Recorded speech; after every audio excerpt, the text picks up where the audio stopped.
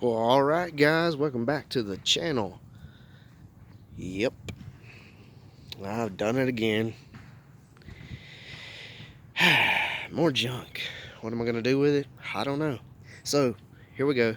It's 2001 Chevrolet S10 Blazer. Full-wheel drive, 4.3, automatic, 165,000 miles. Vehicle's been sitting for 2 years. And I bought it, saved it from the junkyard because why not? It's got decent tread on the tires. It looked like brand new almost before it was parked. And it's loaded. I mean, it's got everything. Just about. It just doesn't have leather seats or fog lights. But it has everything else. It has sunroof, power seats. It's the LT version. She is a little dirty, but anyway, I'll go around the whole vehicle and show you around and then go to the inside.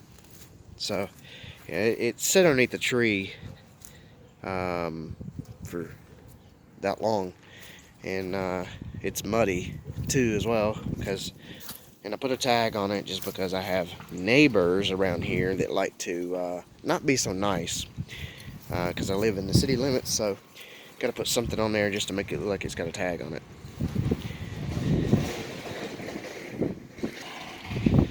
It's not a bad looking truck, honestly.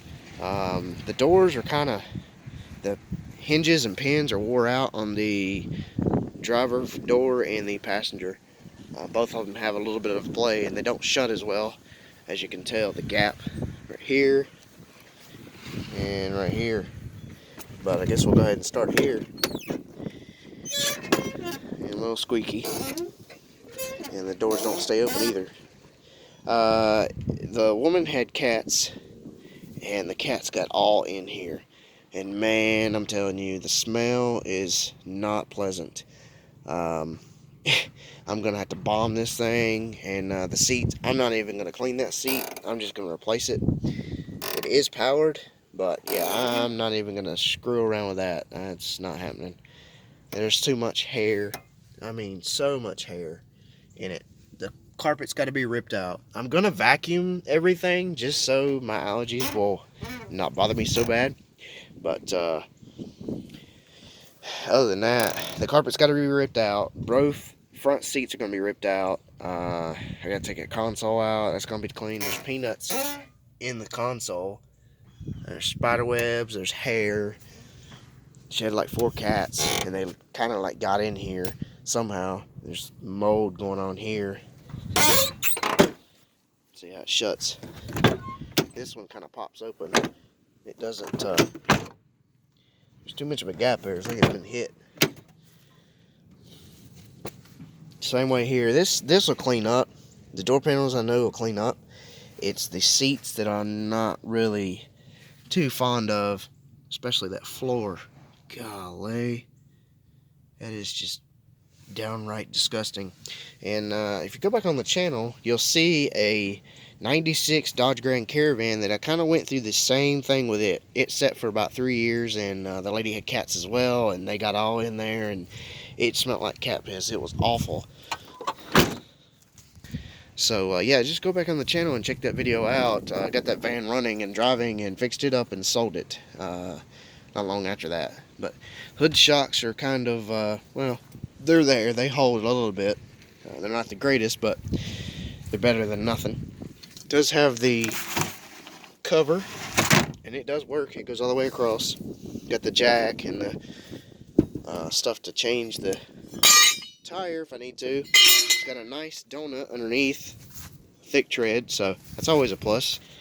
I have to lubricate every one of the door hinges, every one of them squeak. The seats fold down, and they were folded down when I got it. I put them up. Yeah, golly. It is nasty. Power windows, power door locks. Definitely get it running. Need some ass protection whenever you sit in this thing. So I got my handy dandy Harbor Freight ass protection paper. About $5. Get it at local stores. So I cleaned this seat just so I could just sit in it, but I still have some protection there. I put a floor mat in it, but both floors are soaked with water. The stripping up here at the top is saying no today, and non-resistant, so that's going to have to be replaced. And all it is the strip from here to here to right there at the top. So all I have to do is go to the junkyard and get that strip and then put it in there. Because the weather stripping for the door is actually right here. But with the hinges being wore out and the door's not actually sealed completely, that's one of the reasons why it leaks. At least that's what I'm thinking of. But see the tread on the tires. This thing will clean up really, really good. Check this out. Oh yeah, that chrome or aluminum. Don't want to get hated in the comments. So she's got a K&N filter on it, and this is the story that I got real quick. The lady was driving it. The vehicle had some overheating issues, and she took it to a shop. They fixed whatever was wrong with it, and they replaced the serpentine belt, the water pump, the radiator cap, and something else, I want to say. I also had a new battery in it, but the battery was spanked, so I had to put a battery in it. But anyway, and she was driving some odd, I'd say weeks or months, whatever, days later, and the vehicle just cut off, and it wouldn't crank back. It turns over, it's a crank but no start. And so I put a battery in it before I bought it just to make sure it wasn't locked up. And it does turn over, and that's all I get. Check for spark. The spark is very, very weak. So I went to the junkyard and got a few things for it. It does have a K&N filter. I took that out, shook that out. It was full of junk, and I'm actually going to change that. I don't like K&N filters. Let me put it this way. I love K&N filters, but when you have a mass airflow sensor on a vehicle, do not use them, because the oils from that filter gets onto the wires and the sensor inside here and just burns it out. That's why I don't like them.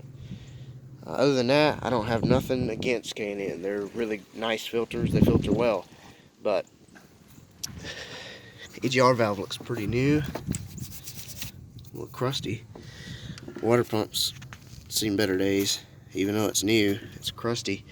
Inside the radiator, here's what I want to know. See the nastiness inside? I hope you can. The cap is new. The radiator's supposed to be new, but if you look inside, it is just awful in there. Nothing but mud or rusty looking junk. That's nasty. These came with Dexcool coolant.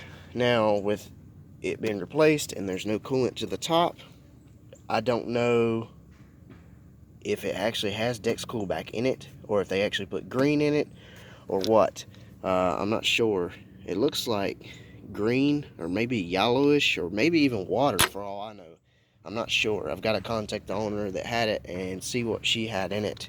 Hopefully she knows, because without knowing, I'm going to have to flush the whole system completely. I mean, I got to do it anyway, but I'd like to know what was in it last so I don't mix them. You cannot mix Dexcool with any other coolant, or vice versa. It don't matter. All the fluids are clean and full. The oil is full. Power steering fluid was a little bit low. I topped it off. Coolant's low. Pull the dipstick out.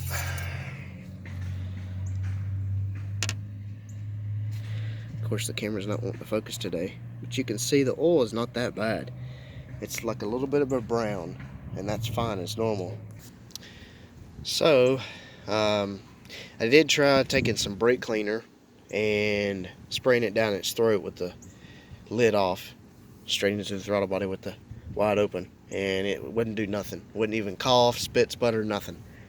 So I went ahead and brought it home, and I'm not going to say what I paid for it, but let's just say it was a very, very much of a steal. Now I feel bad for the lady, because she got really hoodooed over mechanics, and that puts a bad name on people like us that work on vehicles, because they don't want to trust us, because they go to certain shops, have things done, and then when things go wrong, then they want to blame every mechanic because they think they're all the same, but we're not. But anyhow, if you want to see more of this Blazer, and make sure you subscribe. have any questions or comments, leave them in the bottom. I'll try my best to get to them. And there will definitely be more on this Blazer. Stay tuned for more. There'll be another video coming out of getting running and possibly driving after 2 years of sitting. I know these things are notorious for the spider fuel injection, and that's about $300 if that's actually what's wrong with it, but I don't believe it is. Fuel pump's expensive as well. I've not turned the key to hear the fuel pump. I actually took the relay out to keep the fuel from coming from the tank up here, because I don't know what's in the tank, but I know it's full because it's what the gauge says. These are bad for transmissions because it's got the 4L60E, and they're bad for head gaskets as well. The engines are. So pretty much know a lot about them, but never really owned one. This is the first four-wheel drive vehicle I've actually ever owned. Anyway, guys, if you like this video, please give it a big thumbs up, share, like, comment. Let me know what you think. Stay tuned for more. Thanks for watching, guys. Have a great day or night.